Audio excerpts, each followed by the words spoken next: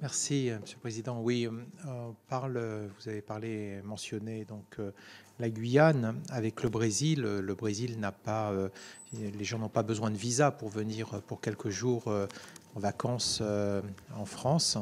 Et là encore, il y a 10 jours, il y a eu un assassinat d'une Brésilienne, donc avec deux autres personnes qui ont été arrêtées au moment où elles s'apprêtaient à reprendre l'avion pour le Brésil. Elles ont témoigné. L'une, 27 ans, qui dit qu'elle a 3 enfants, une mère malade d'un cancer, la pluie a détruit sa maison, elle a des dettes.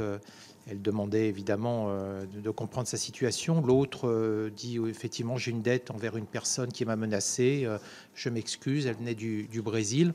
On voit bien que ce sont les petites mains du crime qui sont envoyées vers la France, qui sont utilisées, instrumentalisées. Quand j'étais au Brésil, nos collègues brésiliens nous ont dit qu'il fallait qu'on travaille sur ces questions la main dans la main, puisque c'est une problématique, je dirais, c'est les deux faces d'une même pièce, et on le voit. Comment est-ce que vous envisagez, Eurojust, de travailler avec vos collègues, par exemple, brésiliens, sur ces dossiers? Est-ce que vous ne pensez pas effectivement que ces petites mains doivent aussi bien être protégées, puisque là, actuellement, c'est ce qu'ils expliquent, c'est qu'ils ont des menaces sur leur propre vie. Donc, comment est-ce qu'on peut envisager ça? Et puis, dans une audition précédente, il nous a été dit que toutes les demandes de notre parquet à Hong Kong revenaient sans réponse. Pour les affaires donc de blanchiment. Et je voudrais savoir si on était le seul pays européen dans ce cas. Merci.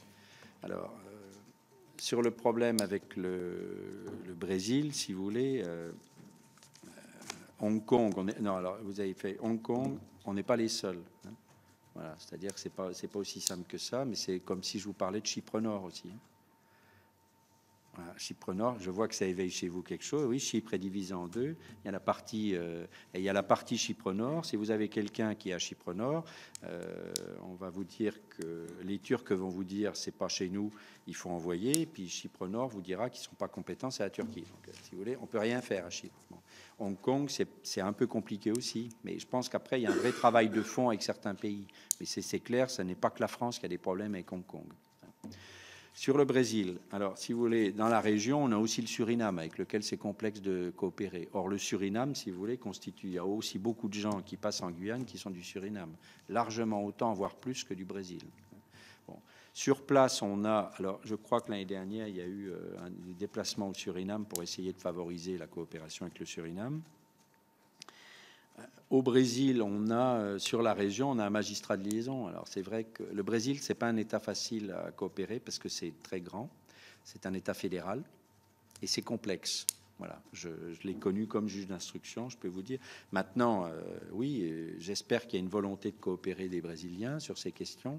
Alors, pour répondre un peu à toutes vos questions, à vous aussi, mesdames, en fait, ce qu'il faut, si vous voulez, pour que Eurojust agisse, il faut qu'il y ait un procureur ou qui prennent la main sur un dossier, puis qui a envie d'en faire aussi un dossier européen avec des besoins de coopération.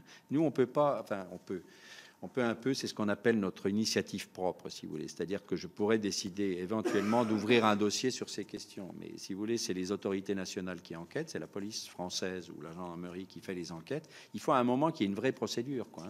Après, si vous voulez, ces dossiers qui en fait combinent aussi bien le narcotrafic, l'aide au séjour irrégulier et l'immigration clandestine, c'est aussi l'immigration clandestine, ça fait partie des gros dossiers européens qu'on a, hein, puisque tout ce qui concerne la Manche avec ce qu'on appelle les small boats, les petits bateaux, si vous voulez, c'est toujours les mêmes pays hein, qui sont concernés, l'Allemagne, les Pays-Bas, la Belgique, la France et l'Angleterre. D'accord. Donc là, on a des sous-groupes de travail aussi. Pourquoi? Parce que toujours les mêmes questions, avec les problèmes juridiques qu'on peut avoir avec l'Allemagne sur cette question, c'est que par exemple, pour l'association de malfaiteurs, c'est complexe chez eux. Le fait d'acheter des bateaux pneumatiques en Allemagne et de les avoir, c'est pas une infraction. Il faut le relier avec le reste des dossiers, mais eux considèrent que leur aide au séjour irrégulier, si vous voulez, pour parler de trafic d'immigration, il faut que ça soit vers un pays de l'UE. Le départ des Anglais a fait qu'ils ne sont plus dans l'UE, c'est évident. Donc en fait, l'infraction n'existe plus pour les Allemands quand les gens vont en Angleterre à la fin. Voilà. Donc ça, il y a des réformes, si vous voulez, qu'on voit au jour le jour. Hein. Ça, tout le monde le sait. Après, vous êtes bien placé pour le savoir. C'est pas toujours aussi simple que ça. On sait bien ce qui manque, mais pour trouver et mettre en place la loi qui va permettre de combler ce gouffre, c'est pas toujours aussi simple. Donc voilà, nous, notre travail, c'est tout ça, c'est essayer de trouver des solutions. On arrive sur les dossiers d'immigration. Les dossiers de stupéfiants, je dirais que souvent, c'est pas que c'est plus simple, mais tout le monde a des intérêts conjugués. Quand on rentre dans les dossiers d'immigration clandestine, ça n'aura échappé à personne qu'il y a une sensibilité parfois particulière dans les États, et trouver les arrangements pour que tout fonctionne dans le même sens, c'est pas toujours aussi simple. Voilà. Mais ça fonctionne. Normalement, ça fonctionne, et on est là pour mettre de l'huile dans les rouages.